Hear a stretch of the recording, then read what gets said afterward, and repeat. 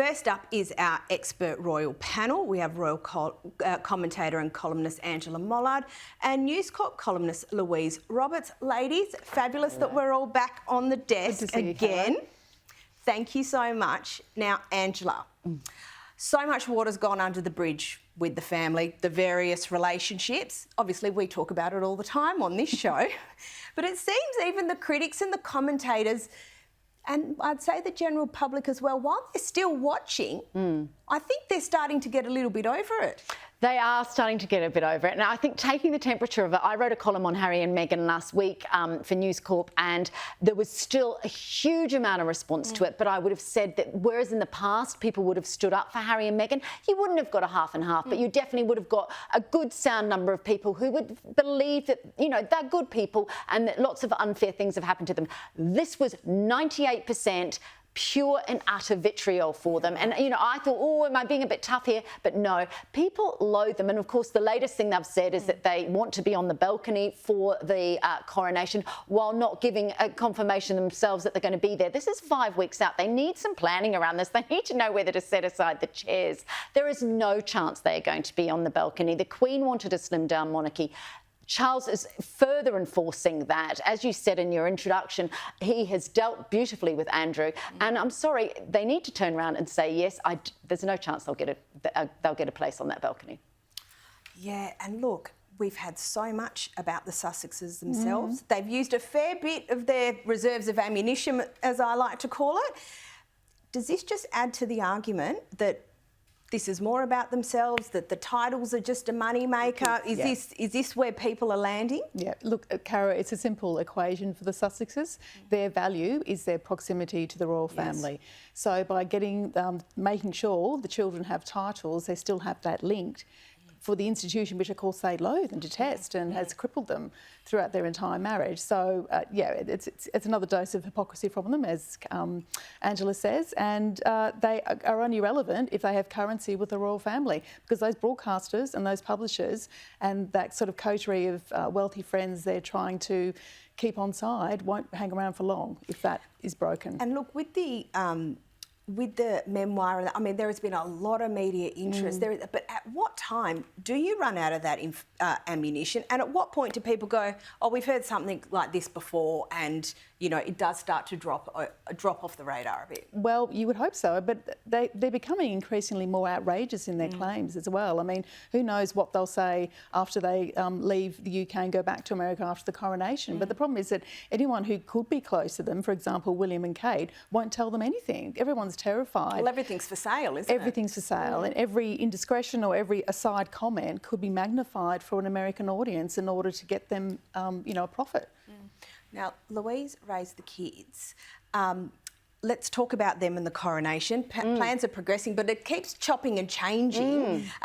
Some of the kids are in, some of the kids are out, more of the kids are in. What's the latest? Well, we've heard that all of the Wales's kids are in, so the Prince and Princess of Wales, George, Charlotte and Louis will all be there. Now, I think this is very smart and very strategic. This is a rebranding of the king from that imperial kind of solemn ceremony to this sort of part. Yeah, look, it is tradition, but and there will all be the pomp and ceremony, but there will also be the sort of avuncular grandfather that he wants to reposition himself as. I think the other point about those children being there is that in the direct line to the throne, you then have William. This will be a short reign for Charles, just by his very age. Then you'll have William. He'll, you know, have a longer reign, all being well.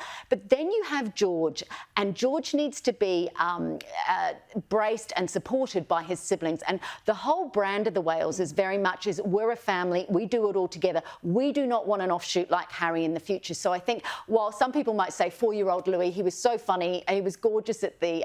He's the cutest. He's the cutest, and I think that's okay. I think people are happy to say this is what our family's like. It's like, do you make that decision to take your kids to a posh restaurant? Yes, you do, because it's going to be funny, but more than that also, it's going to make sure that Louis has a memory of that coronation, so that when his big brother takes on that role, that he and Charlotte are there to support him. And I think that is a really good point, and particularly about the posh restaurant, right? sometimes it's a challenge to have kids at formal occasions, weddings and whatever, Sure. but it kind of makes it a bit more special, doesn't it? Well, it does. I mean, children add the charm to any environment, any occasion like that, but they have to learn how to behave in those environments. Louis has to learn how to behave on the balcony because one day it'll be him. Yeah, So, correct. or not Louis, rather George rather, but his brother will be king. Yep. So the earlier they can be introduced to that better. scheme and as part of brand Wales, the better it will be. Yeah, I agree I with hope that. he does put his hand over his mother's Oh, mouth again, he's though. just I'd the love him to do that. cheekiest, isn't he? Well, remember Charles when his own mother was crowned. He had his chin, had his hands in his Yeah, chin. yeah, He was looking he was so very cute. bored. It was very cute as well, Yeah. and that's an enduring image too. Yeah, so yeah, I think correct. clearly that's sort of Just a black and white enduring image. That's right. Now, Angela, the Brits and the Irish have had a long and rather unhappy history together. The Royals celebrating St Patrick's Day, is that design, or not design, I don't say that in a pejorative way, but is that part of bridging the gap?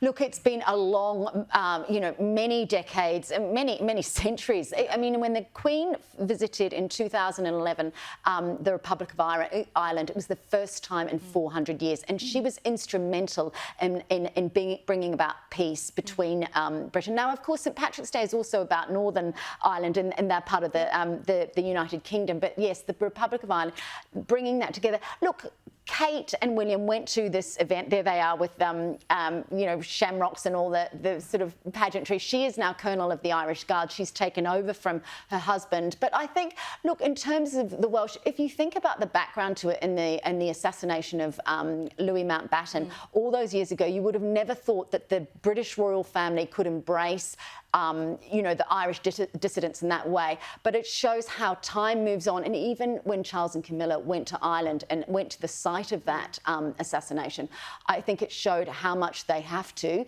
They are a family, but they have to put the monarchy and the country, the nation, the Commonwealth above those personal concerns. Yeah. And do you think it's been taken in the right way? Do you think that gesture is accepted in the right way? Because look, I do. I agree with Angela. I think it is important. It's a big move, but when you have these sorts of things, someone needs to reach out. That's right. And I think we've come a long way from, say, when in the 80s and 90s when Diana used to go to Northern Ireland and she'd have all these sort of secret visits and there wasn't any publicity for security reasons, obviously.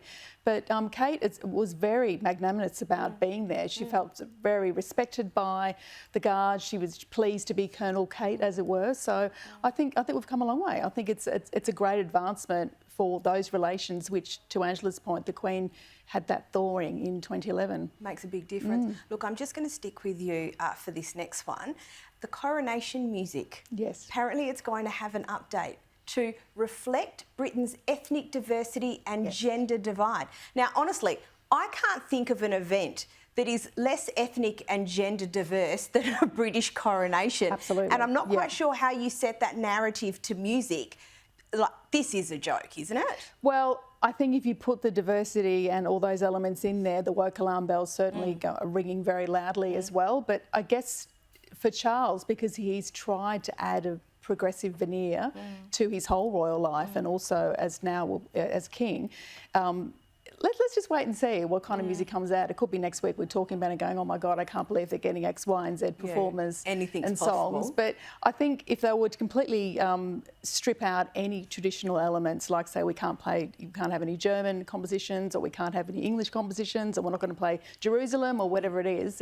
Well, they've got 4 days. Yes. So you'd think over 4 days they'd be able to get the traditional stuff in as well as however you explain gender diversity That's to right. music. And that's why you watch a coronation. You want the tradition, you course want you the do. classic elements of it.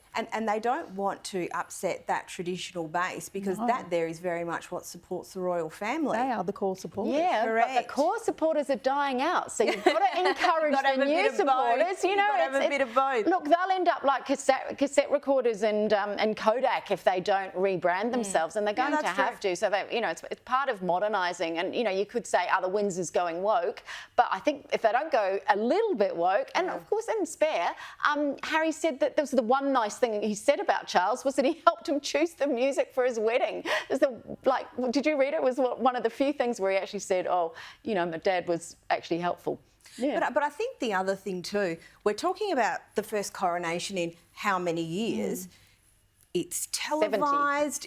You're right. It's televised. It's a very different sort of event to what there has been previously. So you can totally understand different era. that there will be some Twitter, it's Instagram. It's going to look amazing, but it's also got to feel amazing, which is what society ladies is very different from when it was when his ladies, mother was we have got to go. Angela Mollard, Louise Roberts, thank you, ladies, as always.